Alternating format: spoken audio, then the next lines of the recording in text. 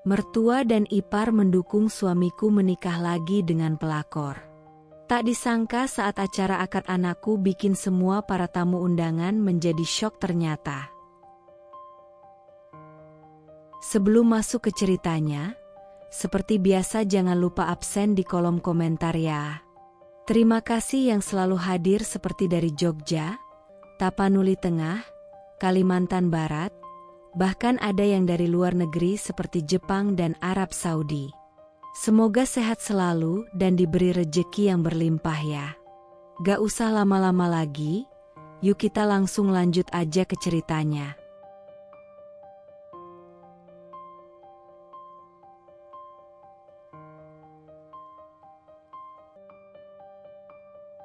Aku, Rani, istri Sahreza selama 12 tahun, memandang kembali perjalanan hidup kami yang sudah begitu panjang.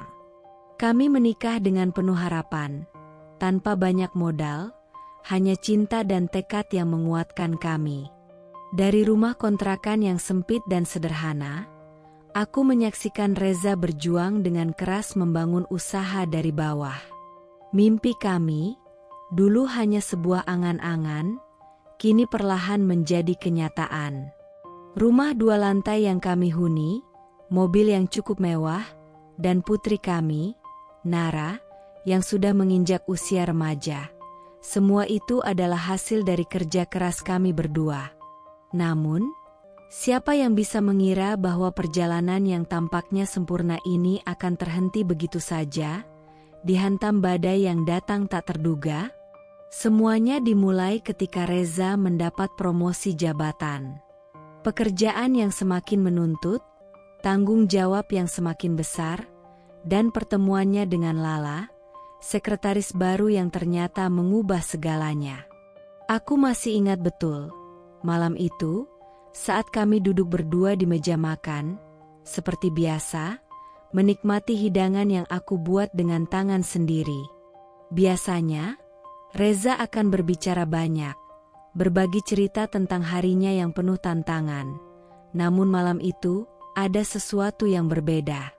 Diamnya Reza terasa begitu menusuk, seperti ada jarak tak terlihat yang membentang di antara kami. Aku mencoba bertanya tentang hari-harinya, berharap bisa kembali menciptakan kehangatan seperti dulu. Tetapi jawabannya hanya singkat, bahkan cenderung datar, tanpa ada semangat yang biasa kulihat di matanya. Sejak saat itu, aku merasa ada yang berubah. Tidak hanya di kata-kata, tetapi juga di setiap tindakan kecil yang sering kami lakukan bersama. Reza mulai jarang pulang tepat waktu, dan saat di rumah, tatapannya selalu teralihkan, seolah-olah pikirannya jauh, berada di tempat yang tak bisa aku jangkau. Aku merasa seperti seorang asing dalam hidupnya, padahal dulu kami begitu dekat, seperti sahabat yang selalu berbagi segalanya. Lalu, Lala datang.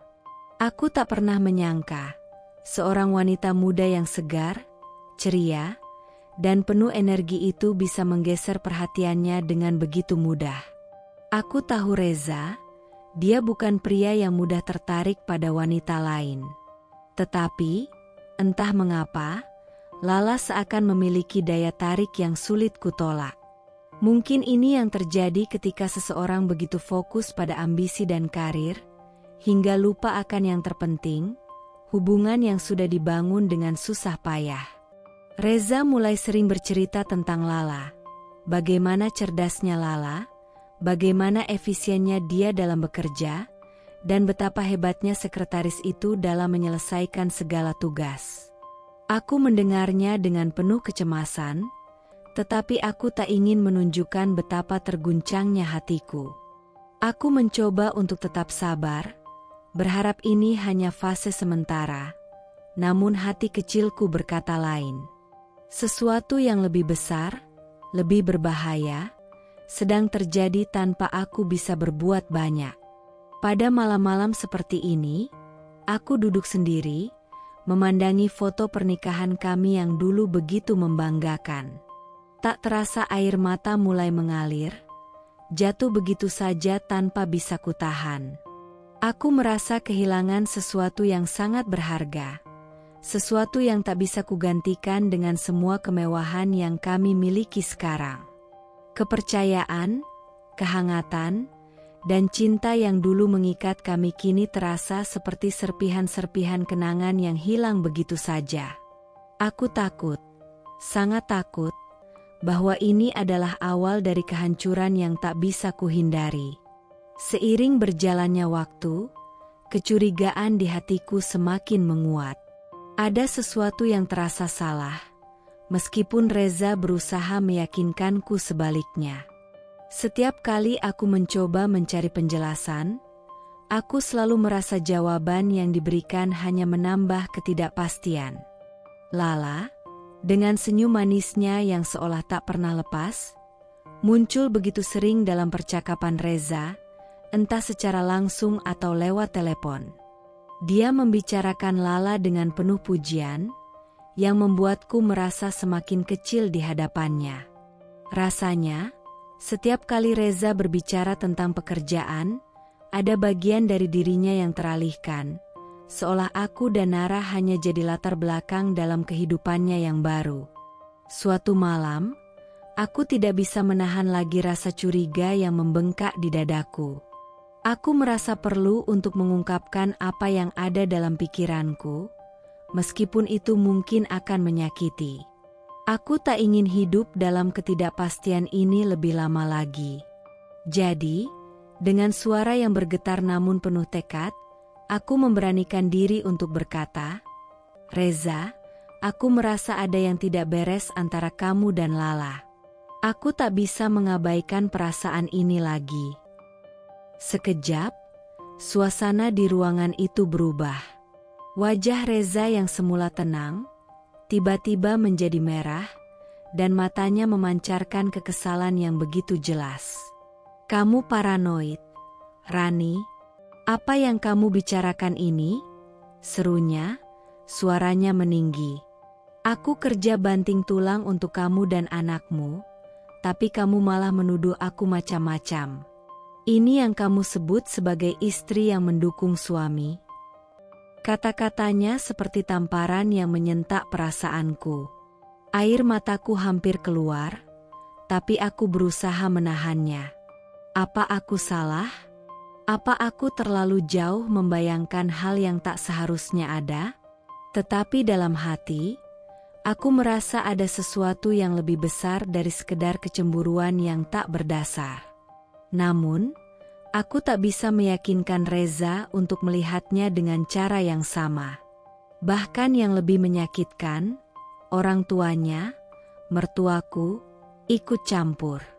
Ibu mertua, yang seharusnya menjadi pelindung dalam rumah tangga kami, malah berpihak pada Reza. Dengan nada yang penuh ketegasan, ia berkata, "Jangan bikin fitnah, Rani. Reza itu suami yang baik. Dia bekerja keras untuk keluarganya. Kamu harus lebih percaya padanya, jangan terlalu sensitif." Kata-kata itu bagaikan belati yang menancap dalam hati. Aku merasa terpojok, tak hanya oleh suamiku, tetapi juga oleh keluarganya yang seharusnya mengerti aku.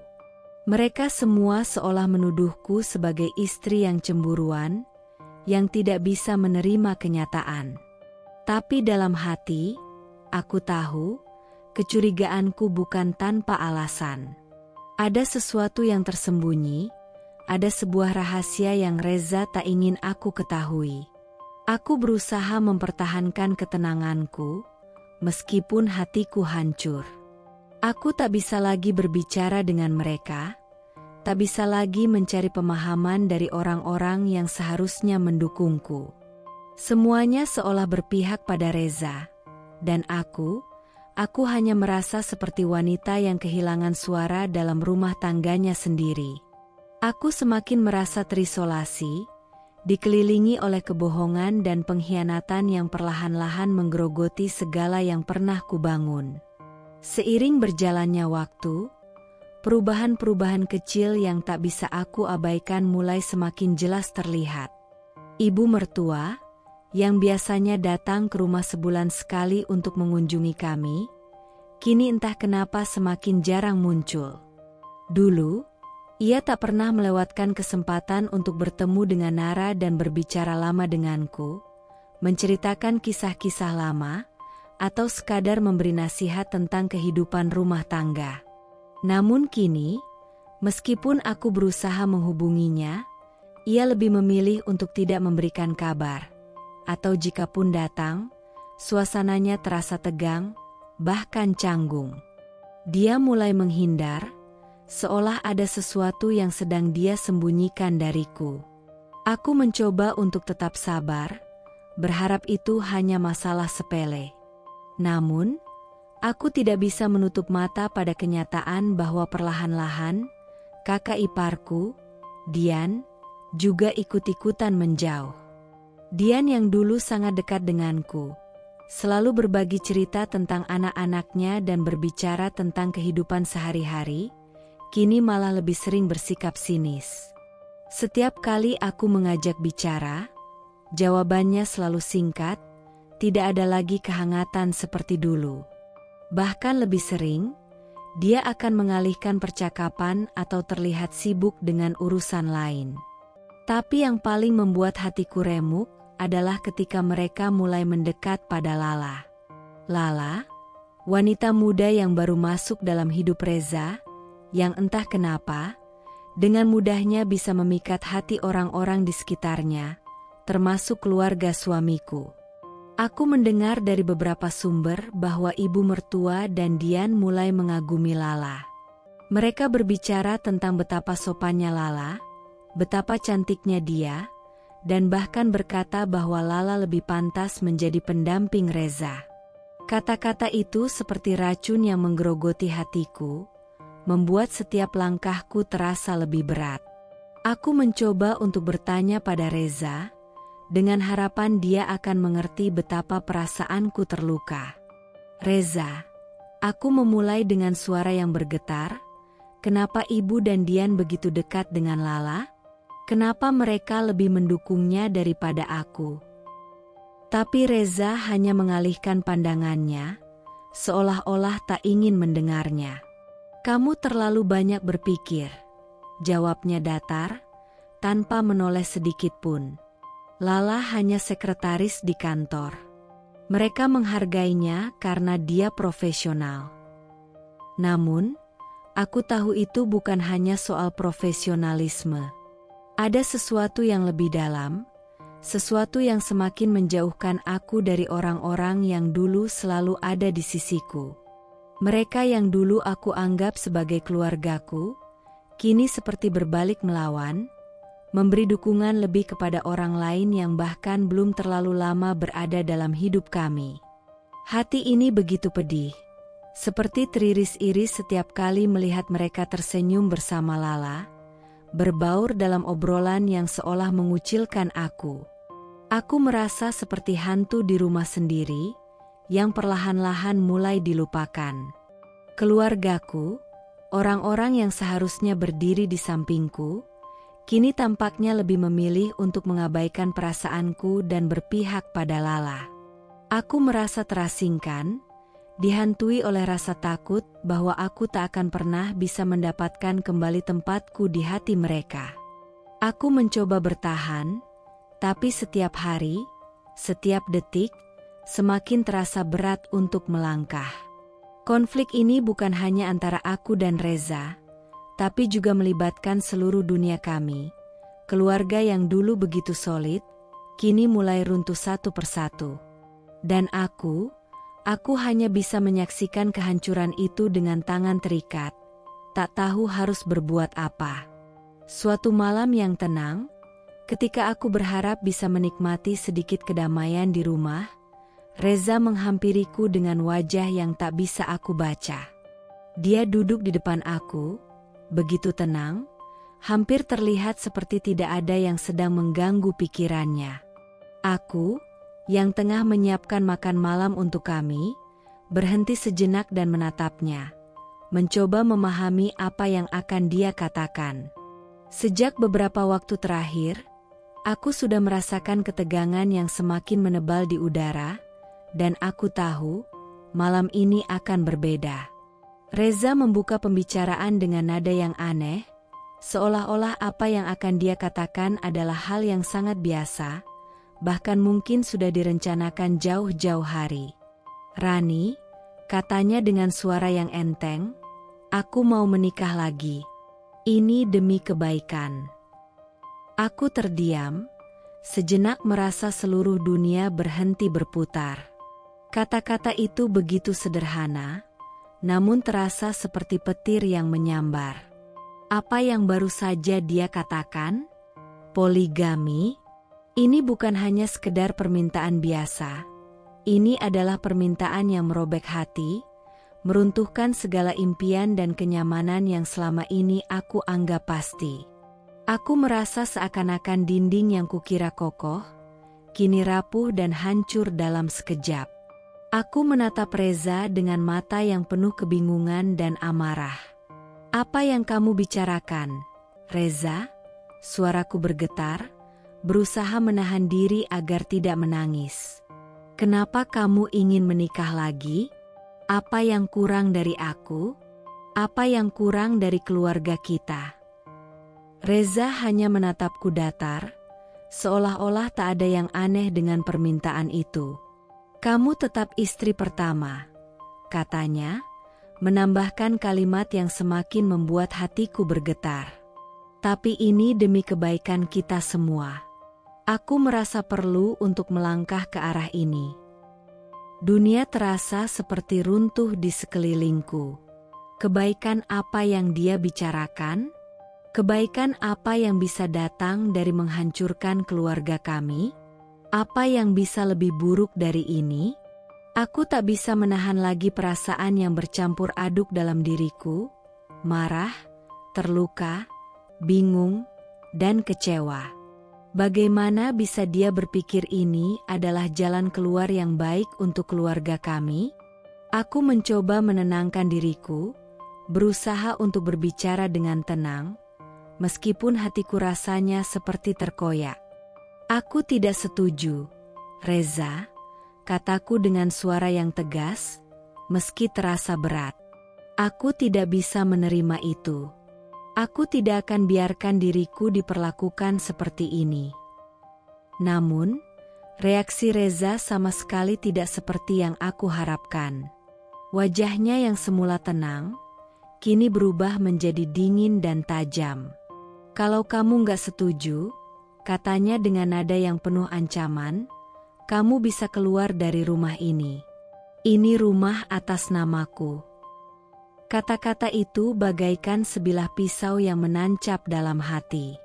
Rumah yang kami bangun bersama, rumah yang selama ini kami anggap sebagai tempat perlindungan, kini berubah menjadi arena pertarungan. Semua yang kami punya, semua yang kami ciptakan, tak berarti apa-apa di hadapan keputusan Reza yang dingin dan tak terduga. Aku merasa tubuhku lemas, seolah-olah seluruh kekuatan yang aku miliki menghilang dalam sekejap. Bagaimana bisa dia berkata seperti itu? Bagaimana bisa dia mengancamku dengan rumah ini? Rumah yang telah aku perjuangkan selama bertahun-tahun? Air mataku mulai jatuh, namun aku berusaha keras untuk tidak menunjukkan kelemahan di hadapannya. "Aku tidak akan pergi," aku berkata pelan, meskipun suara hatiku berteriak. "Ini rumah kita. Ini kehidupan kita." Tapi di dalam diriku, ada rasa takut yang mendalam. Takut kalau apa yang Reza katakan itu bukan hanya ancaman, tetapi mungkin sesuatu yang bisa dia lakukan. Aku merasa terjebak, tidak tahu harus berbuat apa. Reza yang dulu aku cintai, yang dulu adalah pasangan hidupku, kini menjadi sosok yang begitu asing, begitu jauh dari apa yang aku kenal. Aku tahu, ini bukan hanya ujian untuk kami berdua, tapi juga untuk seluruh keluarga kami. Dan aku merasa semakin kehilangan arah, seperti terombang-ambing di tengah badai yang datang tanpa peringatan. Hari-hari setelah percakapan tentang poligami itu terasa semakin menyesakkan. Bukan hanya karena perasaan yang tak kunjung reda, tetapi juga karena tekanan yang datang dari keluarga suamiku. Mereka semua, yang dulu begitu mendukung kami berdua, kini seperti berbalik arah.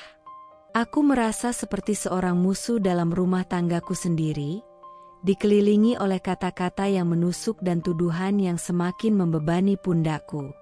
Mertuaku, yang seharusnya menjadi tempat aku mencari dukungan, malah memperlakukan aku seperti beban yang tak perlu.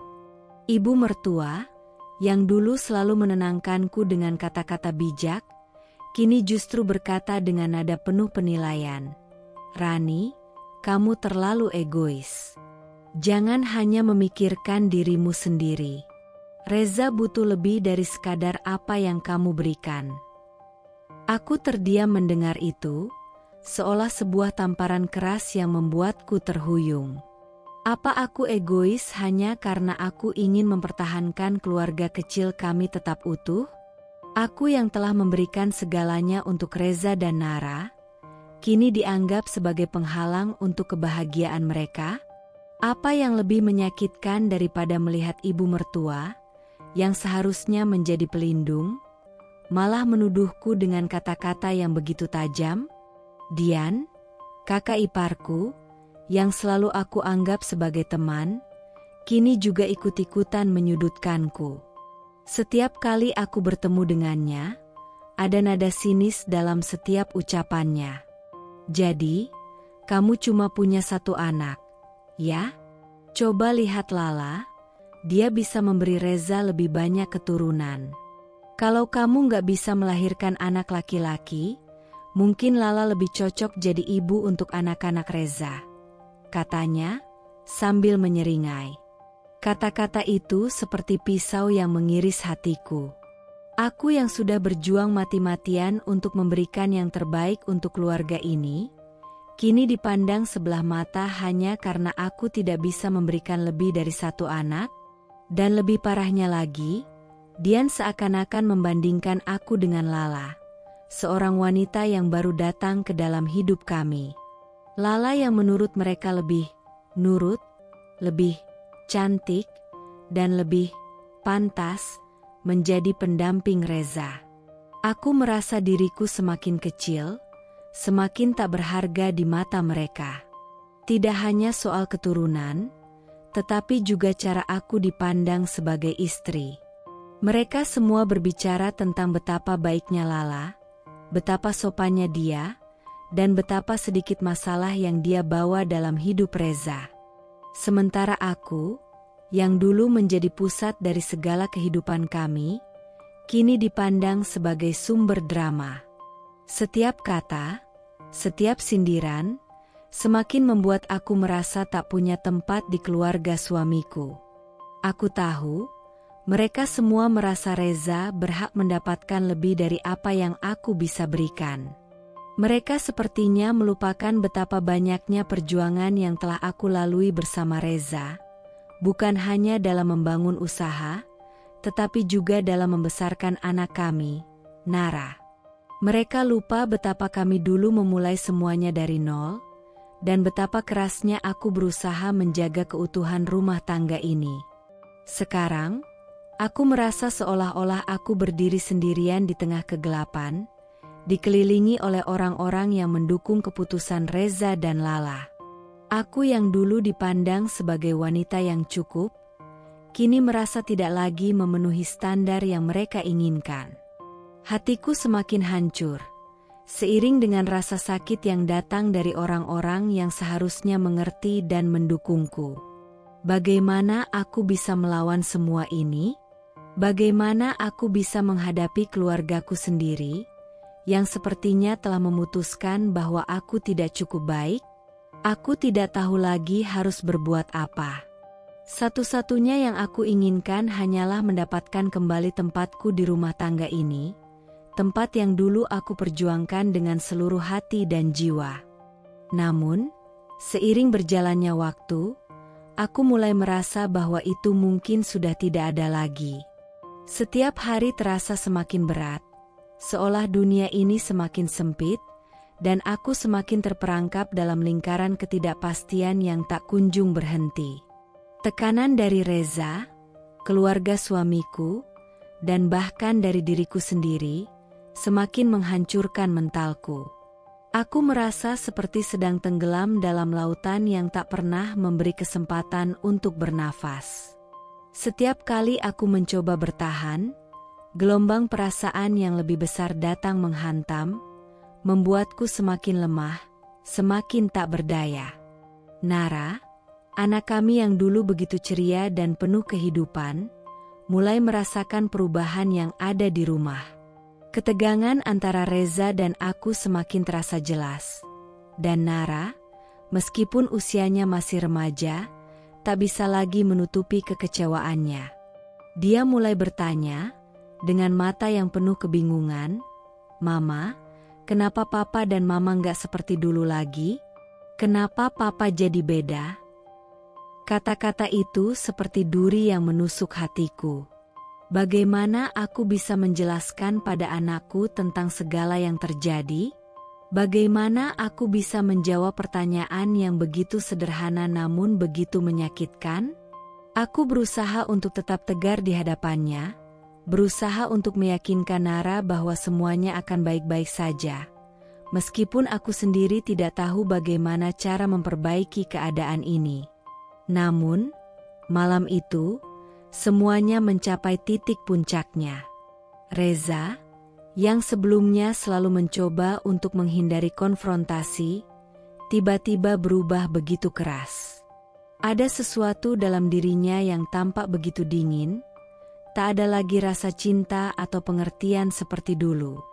Saat aku berbicara dengannya, berusaha menjelaskan perasaan dan ketidakpahamanku, Reza memotongku dengan suara yang penuh kebencian.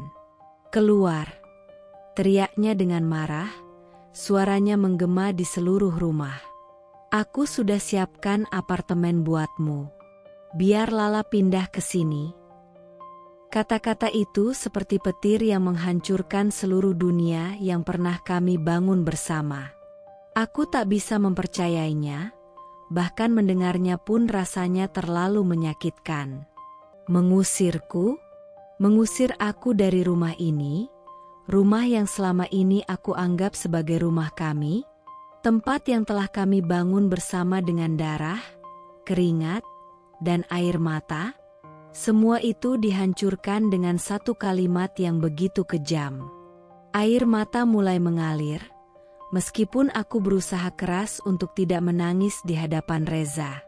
Aku tahu, di dalam hatinya, dia sudah memutuskan. Tidak ada tempat lagi untukku di hidupnya. Dan untuk pertama kalinya, aku merasakan ketakutan yang begitu dalam, takut kehilangan segala yang aku cintai, takut kehilangan tempatku di dunia ini. Dengan perasaan yang hancur, aku berbalik pada Nara. Anak kami yang masih muda, yang kini harus menyaksikan kehancuran ini. "Mama, kita pergi," kataku dengan suara serak, berusaha menahan segala kepedihan yang ada. Nara, dengan mata yang penuh kepercayaan dan kebingungannya, mengikuti langkahku. Kami berdua meninggalkan rumah itu, rumah yang dulu penuh dengan kebahagiaan, kini terasa seperti tempat yang penuh dengan luka. Aku tahu ini bukanlah akhir dari segalanya, tetapi rasanya seperti aku sedang melangkah ke dalam kegelapan yang tak tahu kapan akan berakhir. Aku harus memilih antara bertahan dalam lingkungan yang sudah tak lagi mendukungku, atau pergi mencari tempat yang bisa memberi sedikit kedamaian. Tapi satu hal yang pasti, aku tidak bisa tinggal di sana, di tempat yang kini terasa begitu asing, bahkan di hati suamiku sendiri. Segala rasa sakit yang aku rasakan belum cukup. Keputusan Reza untuk mengusir aku dan Nara dari rumah kami, yang sebelumnya sudah membuat dunia kami terbalik, kini terasa semakin nyata. Namun, kejadian yang lebih memilukan datang ketika aku menyadari bahwa pengkhianatan yang aku rasakan selama ini ternyata lebih dalam daripada yang aku bayangkan. Suatu pagi, saat aku sedang duduk di depan komputer, mencoba menenangkan pikiranku dan mencari cara untuk memulai hidup baru, aku secara tak sengaja membuka media sosial. Dan di sanalah, dengan jelas, aku melihatnya. Lala, wanita yang sudah sejak lama membuatku merasa terancam, memposting foto dirinya yang sedang tersenyum lebar, dengan sebuah cincin tunangan yang begitu mencolok di jari manisnya. Kata-katanya begitu sederhana, namun begitu menusuk, langkah pertama menuju kebahagiaan kami. Terima kasih sudah menemani perjalanan ini, Reza. Aku merasa dunia seperti berhenti berputar. Cincin tunangan itu seolah-olah menjadi simbol dari semua pengkhianatan yang telah terjadi di belakang punggungku. Tidak ada penjelasan, tidak ada persiapan. Hanya sebuah kenyataan yang begitu pahit. Semua rasa sakit yang aku pendam selama ini tiba-tiba meledak begitu saja. Namun, yang lebih membuatku merasa seperti dihancurkan adalah komentar dari mertuaku, yang ikut mengomentari foto itu dengan penuh kebahagiaan. Semoga segera resmi jadi keluarga kami, tulis ibu mertua dengan emotikon hati yang besar. Aku terdiam. Kata-kata itu seperti tamparan yang begitu keras. Ibu mertua, yang selama ini aku anggap sebagai figur yang bisa aku andalkan, kini justru memperlihatkan sisi yang begitu jauh dari yang aku kenal. Dia berkomentar seolah-olah aku tidak pernah ada dalam kehidupan mereka. Seolah-olah, setelah belasan tahun aku menjadi bagian dari keluarga itu, aku hanyalah bayangan yang bisa dengan mudah dilupakan dan digantikan oleh Lala. Hatiku hancur. Semua perasaan yang telah aku pendam, semua usaha yang telah aku lakukan untuk mempertahankan rumah tangga ini, tiba-tiba terasa sia-sia. Aku merasa seperti dibuang begitu saja, bukan hanya oleh suamiku, tetapi juga oleh orang-orang yang dulu aku anggap keluarga. Mereka yang seharusnya mengerti rasa sakitku, kini malah memperlihatkan dukungan kepada wanita yang telah merusak hidup kami. Aku merasa kosong. Tak ada lagi tempat untuk bersembunyi, tak ada lagi yang bisa aku percayai. Semua yang dulu kuanggap pasti, kini hancur dalam sekejap.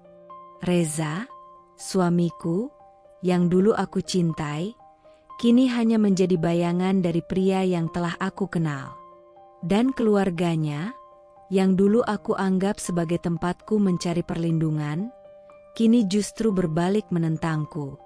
Dengan hati yang hancur, aku menatap layar ponselku, merasa semakin terasing di dunia yang dulu kuanggap sebagai rumah. Aku telah dikhianati, tidak hanya oleh suamiku, tetapi juga oleh mereka yang aku anggap keluarga. Dan yang lebih menyakitkan lagi adalah kenyataan bahwa mereka semua melakukannya dengan terang-terangan, tanpa rasa bersalah sedikit pun. Aku tahu, ini adalah akhir dari perjalanan yang panjang. Aku harus melepaskan semua harapan dan kenangan tentang kehidupan yang dulu aku anggap sempurna.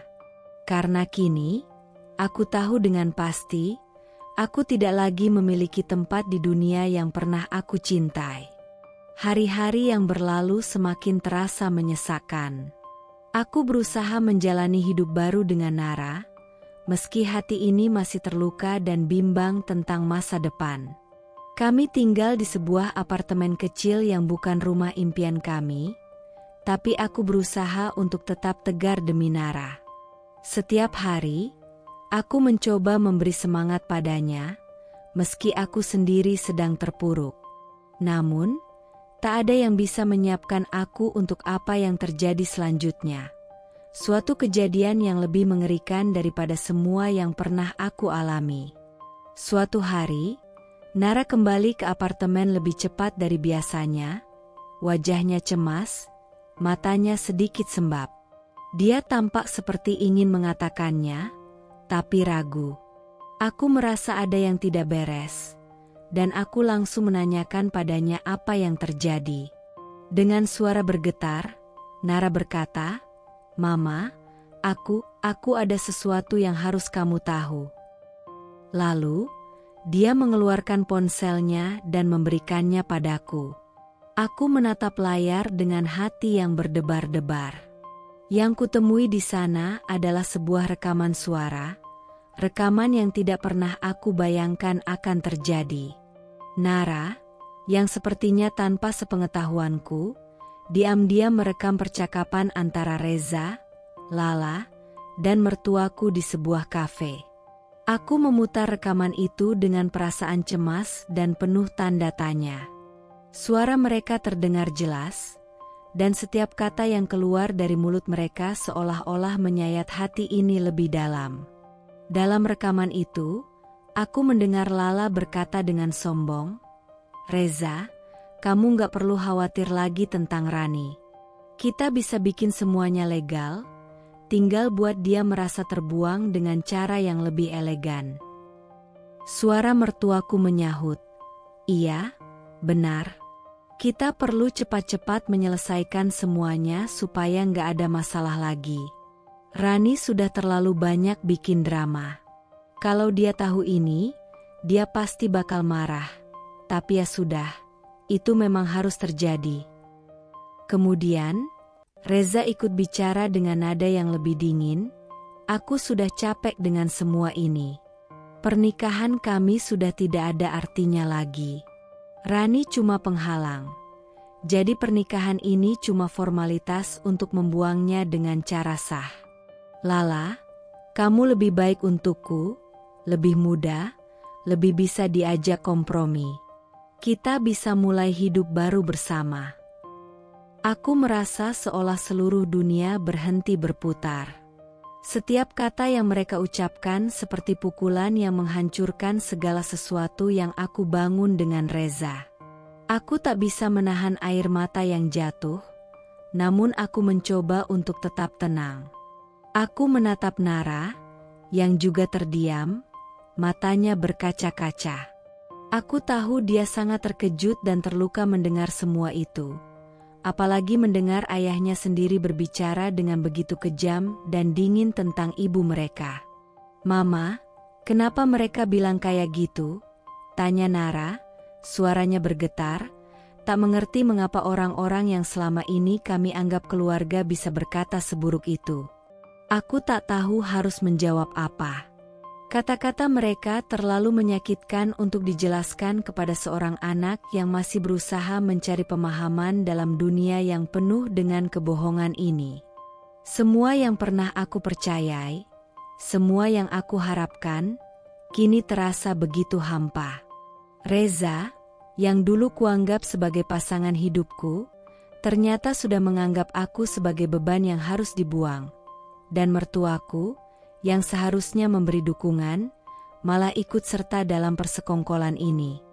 Lala, yang selalu aku anggap sebagai ancaman, ternyata sudah menjadi bagian dari rencana yang lebih besar untuk menghancurkan hidup kami.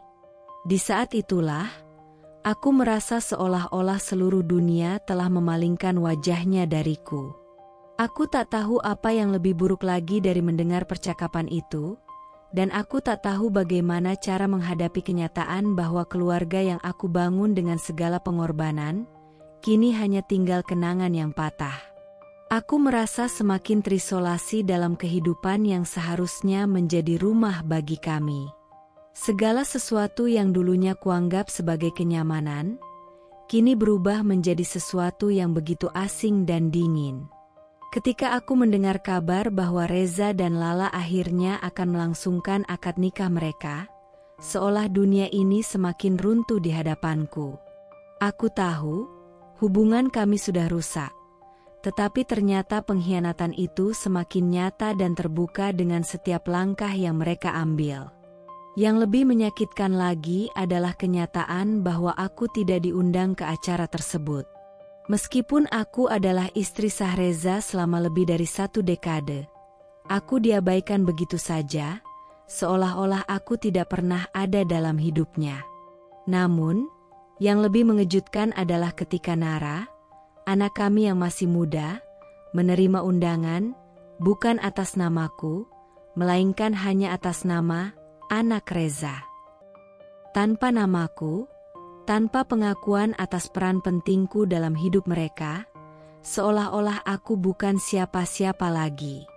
Aku memandang undangan itu dengan perasaan yang campur aduk, sedih, marah, dan terkejut. Aku tidak tahu harus merasa apa.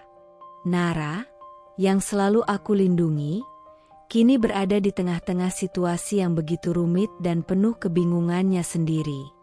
Dia tidak hanya kehilangan ikatan dengan ayahnya, tetapi juga dengan rumah yang dulu mereka kenal. Meskipun Reza sudah memutuskan untuk melanjutkan hidupnya dengan Lala, anak kami tetap menjadi bagian dari keluarga besar mereka, dan itu membuat hatiku semakin hancur. Ketika aku menunjukkan undangan itu pada Nara, dia diam sejenak, menatapnya dengan mata yang penuh keheranan.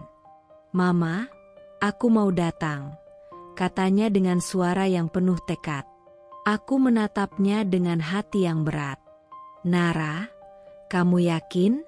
Itu bukan tempat yang mudah untuk kamu. Kita sudah pergi dari sana, ingat?"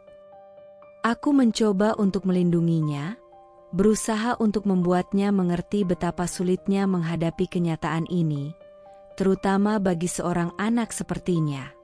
Namun, Nara menatapku dengan tatapan yang berbeda. "Aku mau tunjukkan siapa kita, Bu.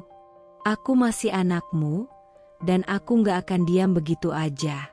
Aku nggak mau mereka berpikir kalau kita itu nggak ada atau nggak berarti," katanya dengan suara yang penuh dengan keberanian. Aku melihat keteguhan dalam diri Nara, dan meskipun hatiku penuh dengan keraguan dan ketakutan, aku tahu ada sesuatu dalam dirinya yang lebih kuat daripada yang aku sadari. Dia ingin memperjuangkan kebenaran, ingin memberitahu semua orang bahwa meskipun mereka mencoba untuk menghapus kami tetap ada, kami tetap keluarga. Dan disitulah aku merasa terhimpit antara rasa kasih sayang sebagai seorang ibu yang ingin melindungi anaknya, dan rasa ingin menunjukkan pada dunia bahwa kami bukanlah sepasang ibu dan anak yang bisa begitu saja dilupakan. Aku tak bisa menahan air mataku saat melihat keteguhan Nara. Mungkin dia masih muda, mungkin dia belum sepenuhnya mengerti segala yang terjadi, tapi dia tahu apa yang benar dan apa yang salah. Dan itu adalah hal yang lebih besar dari apapun yang bisa aku ajarkan padanya. Akhirnya, aku mengangguk, meskipun hatiku ragu. "Baiklah, Nara, kalau kamu ingin pergi, aku akan mendukungmu. Tapi ingat, apapun yang terjadi, kita tetap satu keluarga. Kita nggak perlu persetujuan mereka untuk tahu siapa kita sebenarnya." Hari itu, Nara mempersiapkan dirinya dengan hati yang penuh harapan, meskipun aku tahu betapa berat langkah yang dia ambil. Kami pergi ke acara itu, dan saat aku melihatnya berdiri di depan pintu yang akan membawanya ke dunia yang begitu berbeda, aku hanya bisa berharap agar dia kuat, agar dia bisa menunjukkan kepada mereka siapa kami, keluarga yang tak bisa dipisahkan oleh pengkhianatan, keluh kesah, atau kata-kata kejam mereka. Nara melangkah ke dalam dengan kepala tegak, dan aku mengikuti di belakangnya, meskipun hatiku terasa begitu berat. Apa yang akan terjadi selanjutnya? Aku tak tahu, tetapi aku tahu satu hal, kami tak akan pernah menyerah begitu saja. Hari yang kurasa seperti hari kehancuran itu akhirnya tiba. Aku tak tahu apa yang harus kukatakan tentang acara akad yang telah disiapkan dengan begitu sempurna. Tempatnya mewah, dihias dengan bunga-bunga indah, lampu-lampu yang bersinar terang, dan tamu-tamu yang berdatangan dengan pakaian terbaik mereka. Semua tampak seolah seperti sebuah perayaan kebahagiaan, sebuah pesta yang tak ingin ada celahnya. Namun, di balik semua kemewahan dan senyum-senyum palsu itu, aku merasakan ada sesuatu yang sangat salah, sebuah topeng besar yang menutupi kebenaran. Reza dan Lala berdiri di pelaminan, tersenyum cerah, tampak bahagia seperti pasangan yang baru saja memulai kehidupan baru mereka. Lala, dengan gaun pengantin putih yang begitu anggun, seolah-olah adalah segala yang diinginkan Reza. Mereka berdua berpose di depan para tamu, sementara mertuaku duduk di barisan depan, dengan wajah bangga yang tak bisa disembunyikan. Ibu mertua tersenyum lebar, matanya berbinar, dan semua orang tampaknya bersuka cita menyaksikan momen ini. Namun, di dalam hati, aku merasa seperti berada di tengah keramaian yang sangat asing. Semua yang ada di sekelilingku tampak begitu jauh, seolah mereka semua hidup dalam dunia yang berbeda. Dunia yang kuanggap telah menjadi milikku, namun kini sudah berpindah tangan. Setiap langkah mereka menuju kebahagiaan terasa seperti luka baru yang ditusukkan ke dalam hati ini. Mereka tampak seperti keluarga yang bahagia, namun aku tahu, semuanya hanyalah sebuah topeng. Sebuah pertunjukan untuk dunia luar. Tiba-tiba, suasana yang semula riuh dengan tawa dan obrolan para tamu, berubah menjadi hening saat Nara berdiri dari tempat duduknya. Wajahnya tampak serius, meskipun aku bisa melihat ada sedikit ketegangan di balik ekspresinya. Dia berjalan perlahan menuju mikrofon yang sudah disediakan di depan pelaminan. Aku tahu dia merasa berat, begitu banyak perasaan yang terpendam dalam dirinya, namun dia tetap teguh, seolah ingin menyampaikan sesuatu yang lebih dari sekadar kata-kata biasa. Ketika Nara akhirnya berdiri di sana, di hadapan semua tamu, aku merasakan ada angin dingin yang menyentuh kulitku. Semua mata tertuju padanya. Aku bisa merasakan getaran dalam dirinya, sebuah keberanian yang luar biasa, meskipun aku tahu dia sangat terluka. Nara memegang mikrofon dengan gemetar, lalu berkata dengan suara yang begitu tenang namun penuh makna, "Selamat untuk kalian berdua. Semoga kalian bahagia, tapi aku ingin mengingatkan, keluarga itu bukan hanya tentang status, bukan hanya tentang siapa yang paling banyak memberi atau menerima. Keluarga itu tentang cinta, tentang kejujuran, dan tentang saling menghargai. Aku masih berharap suatu hari kita bisa menemukan kembali apa yang kita miliki dulu." Aku merasakan udara di sekitar kami menjadi semakin berat. Kata-kata Nara begitu sederhana, namun dalamnya menyentuh setiap sudut hati yang terpendam. Semua tamu terdiam, dan aku bisa melihat ekspresi terkejut di wajah Reza dan Lala. Mertuaku, yang sebelumnya duduk dengan bangga, tampak terkejut dan tak tahu harus berkata apa. Tidak ada yang siap untuk mendengar kata-kata tersebut, tidak ada yang siap menerima kenyataan yang baru saja diungkapkan. Nara tidak berbicara panjang, tapi kata-katanya sudah cukup mengguncang. Dia tidak menyebutkan nama siapapun, tidak langsung menuding, namun setiap kalimatnya adalah cermin yang memantulkan kenyataan pahit yang selama ini mereka coba sembunyikan. Aku bisa merasakan matanya yang berkaca-kaca, namun ada keteguhan dalam suaranya, ada keberanian yang luar biasa yang tak ingin dia sembunyikan. Setelah mengucapkan doa singkat, Nara kembali ke tempat duduk kami. Aku memandangnya dengan hati yang campur aduk. Bangga karena dia masih memiliki keberanian untuk mengungkapkan kebenaran. Namun juga merasa begitu hancur karena dia harus menghadapi kenyataan yang begitu kejam di usia yang begitu muda. Semua yang terjadi di acara itu, meskipun tampak sempurna di luar, kini tak bisa lagi disembunyikan. Topeng itu telah retak, dan sedikit demi sedikit, kebenaran mulai terbongkar. Di sana, di tengah pesta yang penuh kemewahan, aku merasa lebih terasing daripada sebelumnya. Ini bukan hanya tentang kehilangan Reza atau hubungan kami, tapi tentang kehilangan tempat kami dalam keluarga ini, tempat yang dulu kami anggap sebagai rumah. Kami tidak pernah diinginkan lagi di sini, dan itu terasa lebih jelas dari apapun. Tapi Nara telah mengingatkan kami semua dengan kata-katanya bahwa meskipun mereka bisa merusak segala sesuatu yang kami bangun, mereka tak akan pernah bisa merusak ikatan antara ibu dan anak. Dan itulah yang paling berharga. Semua mata terfokus pada Nara. Panggung itu seolah menjadi dunia yang hanya miliknya. Tempat di mana dia bisa menyuarakan segala yang terpendam dalam hatinya. Setelah mengucapkan doa dengan penuh keberanian, dia berdiri diam sejenak, lalu memegang mikrofon lagi. Suasana yang tadinya penuh dengan tawa dan riuh para tamu kini berubah mencekam, seolah waktu berhenti sejenak. Nara menatap ayahnya, Reza, yang berdiri di pelaminan bersama Lala. Ada tatapan yang begitu tajam, namun penuh dengan kesedihan. Aku bisa merasakan betapa berat langkah yang diambilnya.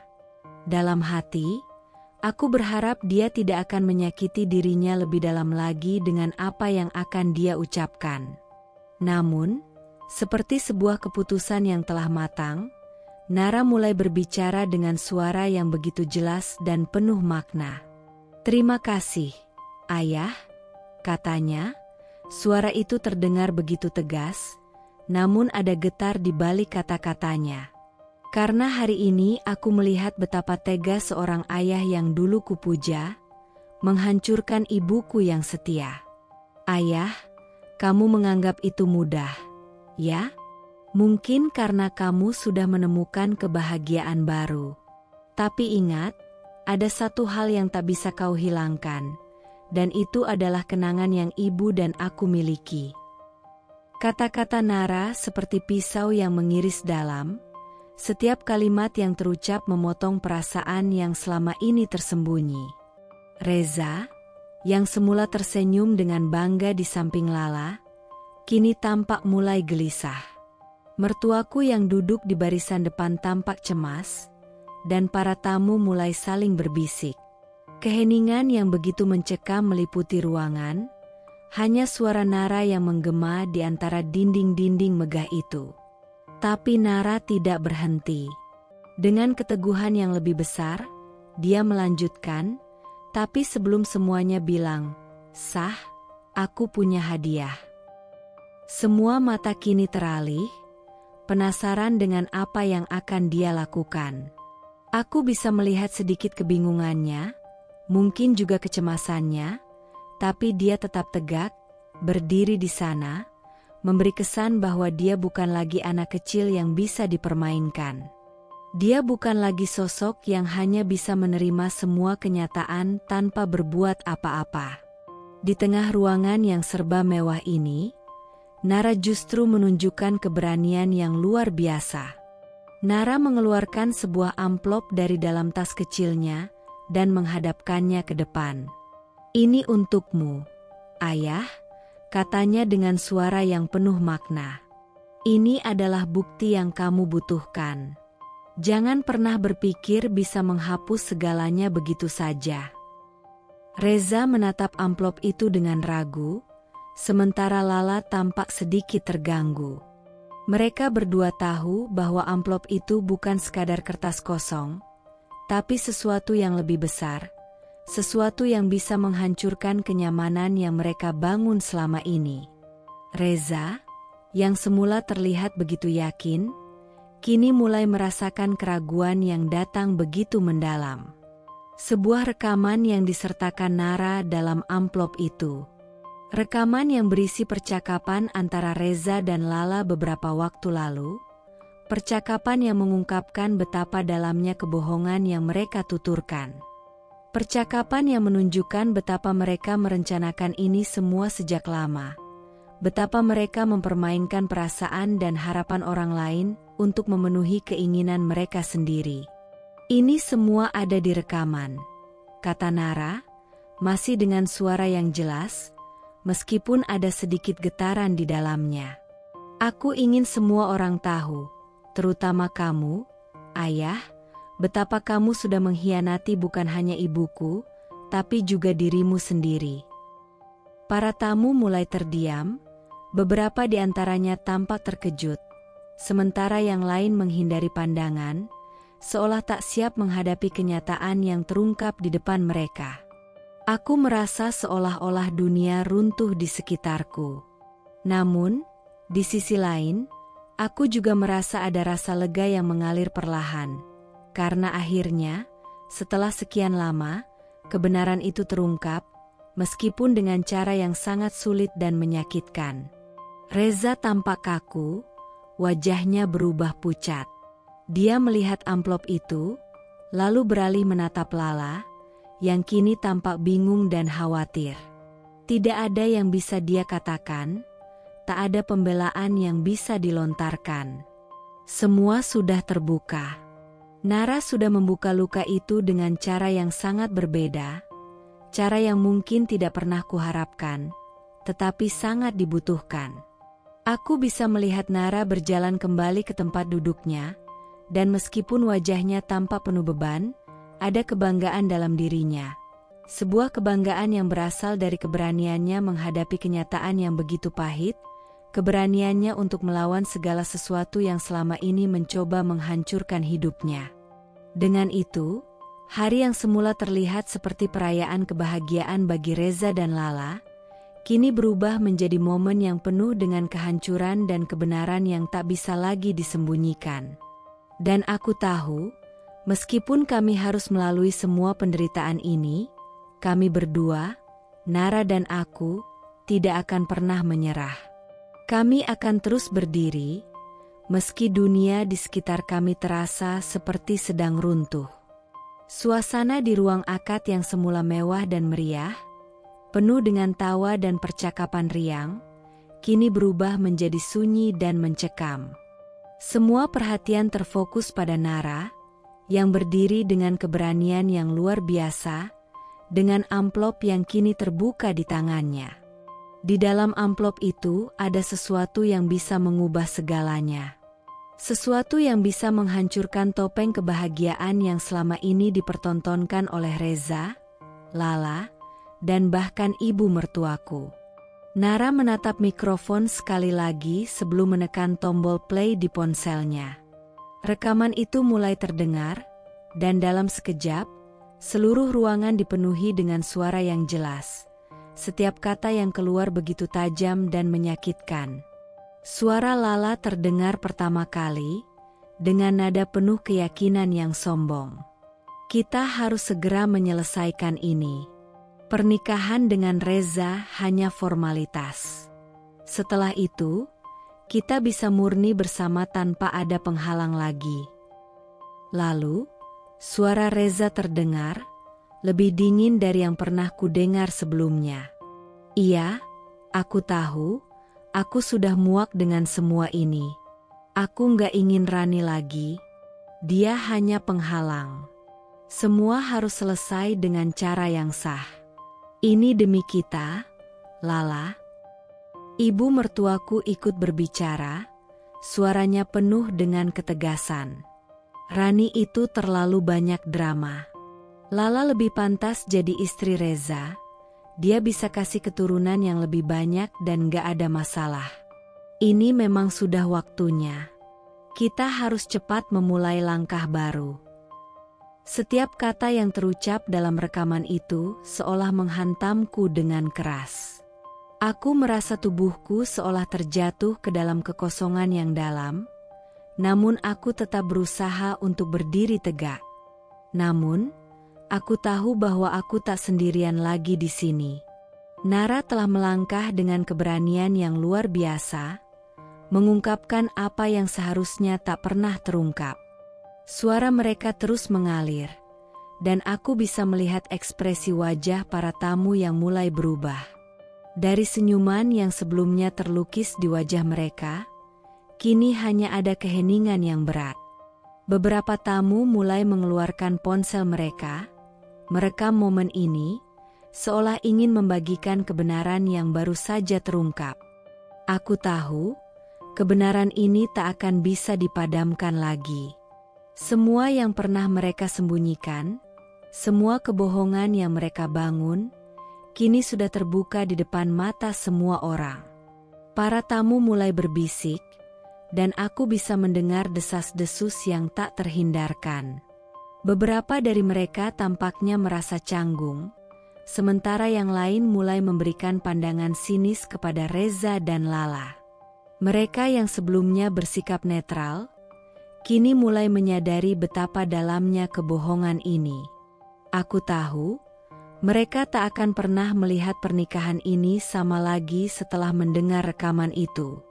Reza tampak gelisah, wajahnya pucat dan mulutnya terbuka, tetapi tak ada kata-kata yang keluar. Lala, yang sebelumnya tampak begitu percaya diri, kini terlihat bingung dan sedikit ketakutan. Ibu mertuaku yang tadinya begitu bangga duduk di depan, kini hanya menundukkan kepala, tak bisa lagi menatap siapapun. Semua topeng kebahagiaan itu akhirnya runtuh, dan yang tersisa hanyalah kebenaran yang pahit dan tak bisa dihindari. Aku menatap Nara, yang berdiri di sampingku, dengan mata yang penuh dengan air mata. Namun, di balik air matanya, aku bisa melihat keberanian dan keteguhan yang luar biasa.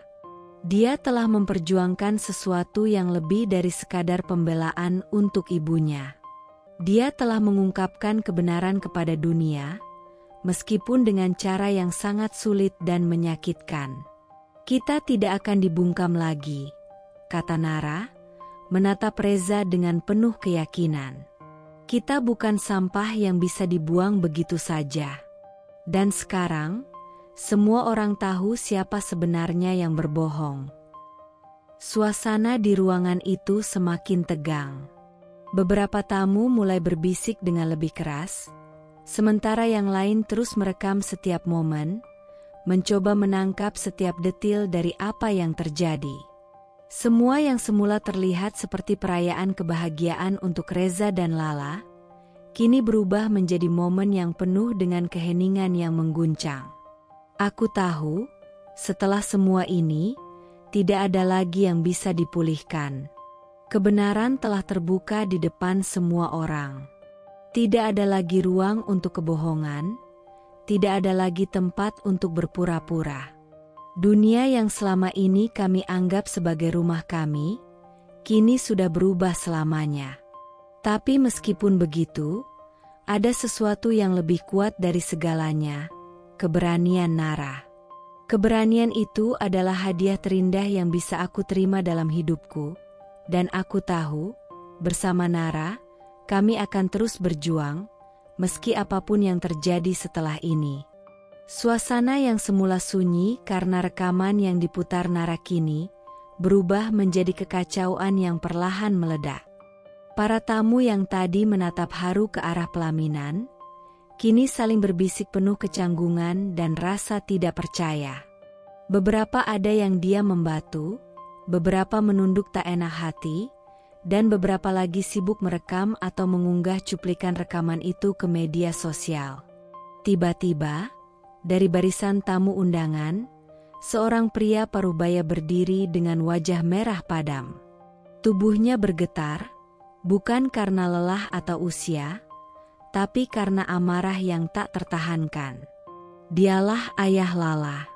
Dengan langkah besar dan suara lantang yang menggelegar, ia maju ke depan, berdiri di tengah panggung seolah memotong seluruh jalannya acara. "Berhenti!" serunya, membuat semua orang yang masih berbicara langsung diam. Semua mata kini tertuju padanya. Lala tampak pucat pasi, wajahnya kosong dan tak tahu harus berkata apa. Reza berdiri kaku di sampingnya, seperti seorang terdakwa yang baru dijatuhi vonis di depan umum. Aku bisa merasakan aura ketegangan yang begitu tebal menyelimuti ruangan. Ayah Lala menatap langsung ke mata Reza, lalu ke Lala, dan suaranya kembali menggema. "Kalian pikir saya setuju dengan semua ini? Kalian pikir saya akan tetap duduk diam setelah mendengar bagaimana kalian memperlakukan istri sah dan anaknya?" Nadanya bergetar, campuran antara kecewa, marah, dan malu. Lala mencoba bicara, tapi sang ayah langsung mengangkat tangan, menghentikannya. Cukup. Jangan tambah malu keluarga kita. Kemudian, dengan suara yang lebih pelan namun tegas, dan cukup terdengar ke seluruh ruangan, ia berkata, "Saya tidak mau anak saya menjadi istri dari laki-laki tidak bertanggung jawab seperti ini. Saya cabut restu saya. Pernikahan ini tidak akan terjadi." Sontak, ruangan gaduh. Beberapa tamu kaget, beberapa mulai tepuk tangan kecil, dan sebagian besar hanya mematung karena terlalu terkejut. Lala terlihat syok, matanya mulai berkaca-kaca, tapi tak berani memanggil ayahnya. Sementara Reza tampak seperti kehilangan seluruh kendali. Untuk pertama kalinya sejak hari itu dimulai, wajahnya menunjukkan ketakutan, bukan karena malu, tapi karena kehancuran yang datang bertubi-tubi.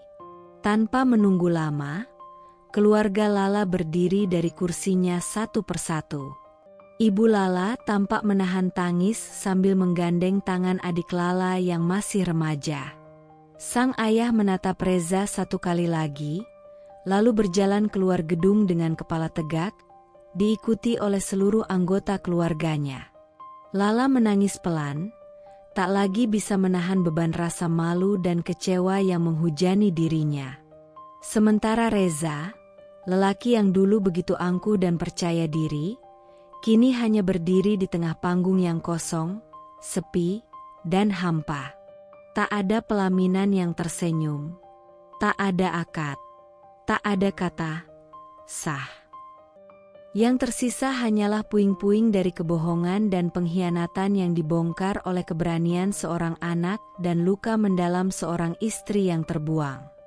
Dan aku duduk di sudut ruangan dengan tangan menggenggam tangan Nara. Untuk pertama kalinya setelah sekian lama, aku merasa seperti keadilan mulai memihak pada kebenaran. Walau hati ini masih perih, tapi aku tahu, kami akhirnya bukan lagi korban diam dalam cerita mereka. Kami adalah bagian dari kebenaran yang tak bisa mereka bungkam. Reza berdiri terpaku di panggung yang kini terasa seperti mimbar penghakiman. Pelaminan yang dihias indah dengan bunga-bunga mahal dan tirai emas kini hanya menjadi latar belakang dari kehancuran yang disaksikan puluhan pasang mata. Wajahnya pucat, napasnya memburu, dan matanya liar menatap ke segala arah, mencari sesuatu, mungkin celah untuk menyelamatkan dirinya. Tapi tak ada. Yang ada hanyalah tatapan dingin, bisik-bisik tajam, dan kamera ponsel yang terus menyala, merekam setiap detik kehancuran reputasinya. Ia mencoba tersenyum, canggung dan terpaksa, lalu berkata pelan melalui mikrofon yang tadi digunakan Nara. "Maaf, ini hanya kesalahpahaman, semua ini bisa dijelaskan."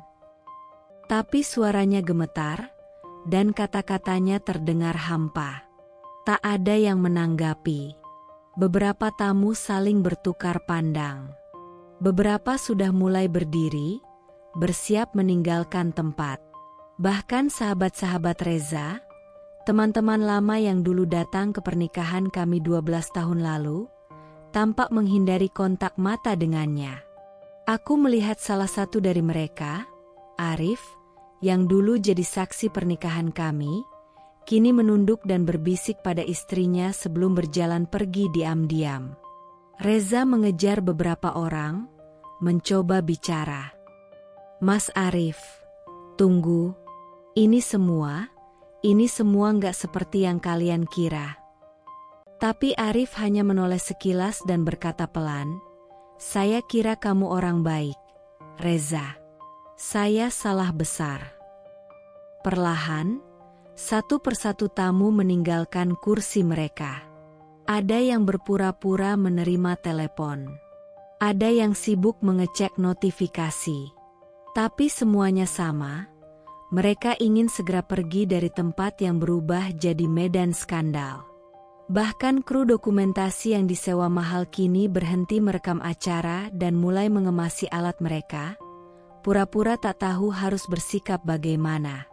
Sementara itu, di dunia yang lebih luas, di luar gedung mewah itu, di dunia maya, kebenaran mulai menyebar lebih cepat dari api. Video rekaman suara yang diputar Nara tadi, dan momen ayah Lala mencabut restu, sudah tersebar di media sosial. Judul-judul video bermunculan, pernikahan viral gagal total, ayah calon mempelai batalkan akad setelah dengar rekaman skandal, istri sah dibuang, anak bongkar aib di hari akad, dan pernikahan gagal karena ketahuan jadi pelakor. Komentar-komentar membanjiri. Warganet marah. Simpati mengalir padaku dan Nara. Beberapa netizen bahkan mulai menggali akun Lala dan Reza, menyerbu dengan komentar pedas. Nama mereka mendadak viral, bukan karena cinta, tapi karena pengkhianatan. Di panggung yang kini kosong, Reza jatuh duduk di kursi pengantin yang tak jadi dipakai. Tangan menggenggam kepalanya sendiri, seolah ingin menahan dunia agar tak terus berputar dan meninggalkannya. Lala, ia telah pergi, ditarik paksa oleh ibunya yang malu setengah mati. Ibu mertua, entah kemana, menghilang sejak ayah Lala meledak. Aku berdiri, menggandeng tangan Nara, dan kami berjalan keluar dari gedung itu. Tapi sebelum kami benar-benar meninggalkan tempat, aku menoleh sekali lagi. Kulihat Reza, lelaki yang dulu pernah bersamaku dalam suka dan duka, kini duduk sendirian di panggung megah yang menjadi saksi kejatuhannya. Tak ada yang menyentuhnya, tak ada yang mendekat. Dunia akhirnya melihat siapa dia sebenarnya, dan untuk pertama kalinya, dia harus merasakannya, ditinggalkan. Dan aku tahu, ini bukan akhir untukku. Tapi untuknya, ini adalah awal dari hidup yang dibangun di atas kebohongan, yang akhirnya runtuh dengan sendirinya. Waktu berlalu tak lama sejak hari akad itu berubah jadi panggung kehancuran. Namun, dampaknya begitu luas, menyebar seperti retakan yang menghancurkan fondasi keluarga Reza dari dalam, satu persatu. Tak ada yang bisa lolos dari bayang-bayang skandal itu. Ibu mertua, yang dulu lantang membelaku sebagai istri, tidak tahu diri, kini terbaring lemah di tempat tidur. Bukan karena usia semata, tapi karena malu yang tak tertanggungkan. Nama keluarganya jadi bahan pembicaraan tetangga, jadi bulan-bulanan media sosial, dan tak lagi bisa keluar rumah tanpa bisikan dari orang sekitar. Itu ibu mertua yang bela pelakor, kan? Bisikan-bisikan itu bagai jarum yang terus menusuk harga dirinya. Makanan tak masuk, tidur tak nyenyak. Di rumah sakit, ia terus memanggil nama Reza, bukan dengan marah, tapi dengan lirih penuh penyesalan. Kenapa kamu tega, Za? Kenapa kamu bikin malu keluarga kita begini?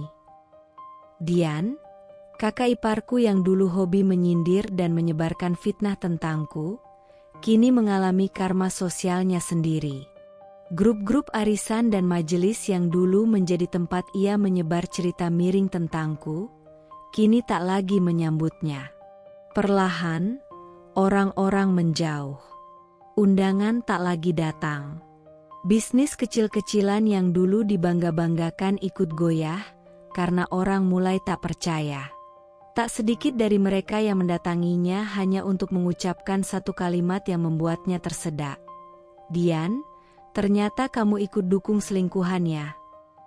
Reza, dunia profesionalnya tak kalah hancur.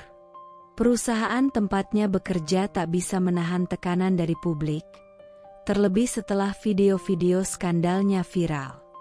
Rekaman yang beredar menunjukkan bukan hanya sisi personal yang bobrok, tapi juga dugaan pelanggaran etika kerja, hubungan tak pantas dengan bawahannya sendiri. Surat pemecatan diserahkan tak lama setelah video menyebar luas. Jabatan yang dulu dibanggakan, mobil dinas yang pernah jadi simbol kesuksesannya, semua ditarik. Ia keluar dari kantor bukan sebagai manajer hebat, tapi sebagai aib yang ingin segera dilupakan. Lala menghilang. Setelah ditarik paksa oleh keluarganya dari tempat akad, tak ada kabar lagi. Akun media sosialnya ditutup. Nomornya tak bisa dihubungi.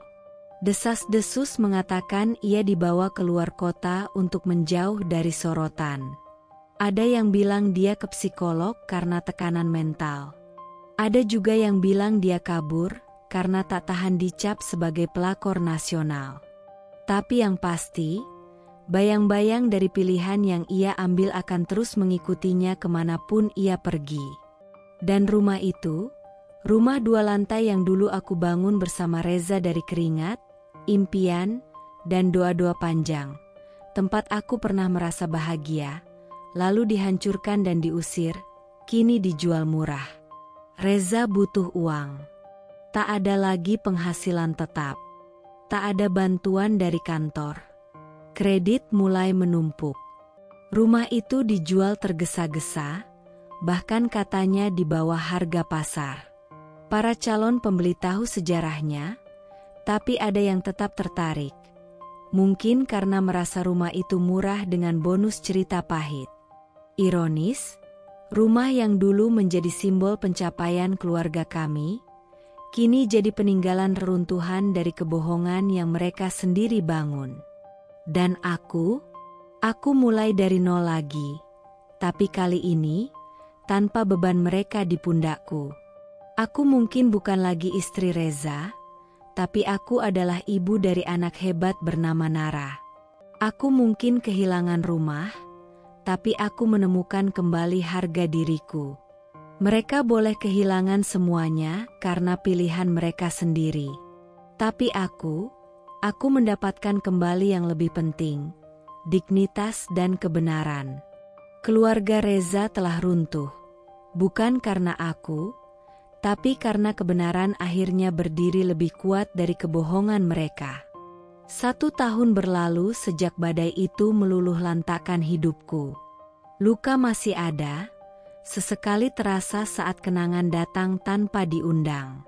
Tapi hari-hari kelabu tak lagi menetap lama. Aku dan Nara, kami memilih bangkit, meski perlahan, dari puing-puing yang pernah disebut rumah tangga. Kami memulai dari kecil. Sebuah butik mungil di pojok kota, dengan etalase sederhana dan papan nama hasil desain Nara sendiri. Modalnya hasil tabunganku selama ini, ditambah sedikit bantuan dari teman-teman lama yang kembali menghampiri setelah kebenaran terungkap. Butik itu tak sekadar tempat usaha, tapi juga tempat kami menenun hidup baru. Setiap jahitan yang aku buat, setiap potongan kain yang Nara bantu pilih, adalah simbol kekuatan dan keberanian kami untuk melanjutkan. Butik itu berkembang. Pelanggan mulai berdatangan, lalu bertambah, lalu menetap. Hingga suatu hari, seorang klien datang untuk memesan gaun untuk keperluan event besar. Pria berwibawa, tenang, dan jauh dari tipe pria yang penuh topeng seperti Reza dulu. Ia bukan hanya tertarik dengan desainku, tapi juga kisah di balik butikku, kisahku. Namanya Arman, seorang investor yang punya mata jeli tak hanya pada bisnis, tapi juga pada hati yang pernah hancur namun tak menyerah. Kami mulai sering bertemu, membicarakan proyek, lalu perlahan hidup. Arman bukan datang untuk menyelamatkanku, ia datang saat aku sudah berhasil menyelamatkan diriku sendiri. Dan mungkin karena itulah, aku tak merasa perlu berpura-pura jadi kuat. Dengannya, aku bisa menjadi diriku sepenuhnya, tanpa harus membuktikan apapun. Sampai pada akhirnya, ia melamarku. Tak mewah, tak penuh gimik. Hanya dengan satu kalimat, Aku tahu kamu bisa berdiri sendiri. Tapi bolehkah aku berdiri di sisimu? Pernikahan kami diadakan di taman kecil dekat butik, dikelilingi bunga yang ditanam sendiri oleh Nara. Hanya keluarga dekat dan teman-teman yang benar-benar peduli. Tidak ada pelaminan besar, tidak ada pesta mewah. Tapi hangatnya, lebih dari cukup untuk menghapus semua dingin yang pernah ada. Aku berdiri dalam balutan gaun hasil karyaku sendiri, dengan Nara di sampingku. Wajahnya bersinar, jauh dari luka yang dulu sempat memenuhi masa remajanya. Ia menatapku dan berkata di depan semua tamu, "Kini ibu tidak sendiri, karena yang benar selalu menang pada waktunya."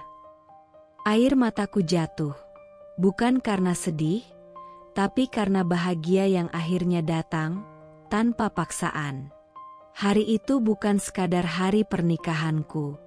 Itu adalah hari ketika semua yang pernah hancur dibangun kembali. Kali ini di atas fondasi yang lebih kuat. Kejujuran, cinta yang tulus, dan penghargaan terhadap diri sendiri. Dan aku tahu, ini bukan akhir cerita. Ini adalah awal baru, yang lebih damai, yang lebih indah, dan yang sungguh-sungguh milikku. Pelajaran yang dapat kita ambil dari kisah ini yaitu, cerita ini memang penuh dengan emosi yang mendalam dan menggugah hati. Bagaimana pengkhianatan dan kepercayaan yang dihancurkan oleh orang-orang yang seharusnya paling mendukung, bisa menciptakan luka yang begitu dalam bagi seorang istri yang setia seperti Rani. Namun, di tengah kehancuran itu, hadir sosok Nara, anak perempuan yang dengan berani melawan ketidakadilan dan mengungkapkan kebenaran yang tersembunyi. Keberanian Nara memberi harapan bahwa di dalam situasi paling kelam sekalipun, kebenaran akan selalu menemukan jalannya, dan kebaikan pada akhirnya akan menang. Cerita ini juga menggambarkan transformasi Rani, dari seorang istri yang merasa dibuang dan tak dihargai menjadi seorang perempuan yang menemukan kekuatan dalam dirinya untuk bangkit. Ia bukan hanya membangun kembali hidupnya, tapi juga menemukan cinta sejati yang menghargai dirinya dengan tulus. Kisahnya adalah contoh nyata bahwa meskipun ada pengkhianatan yang datang dari orang terdekat, seorang perempuan yang kuat dan penuh tekad dapat mengubah nasibnya menjadi lebih baik, bahkan lebih indah daripada sebelumnya. Pesan yang terkandung sangat kuat. Keadilan itu ada, dan meskipun perjalanan menuju keadilan itu terkadang sulit dan penuh penderitaan, akhirnya kebenaran akan mengalahkan kebohongan. Perempuan seperti Rani, yang berjuang dengan penuh kesetiaan dan integritas, pada akhirnya menemukan jalan menuju kebahagiaan dan kehormatan yang sesungguhnya.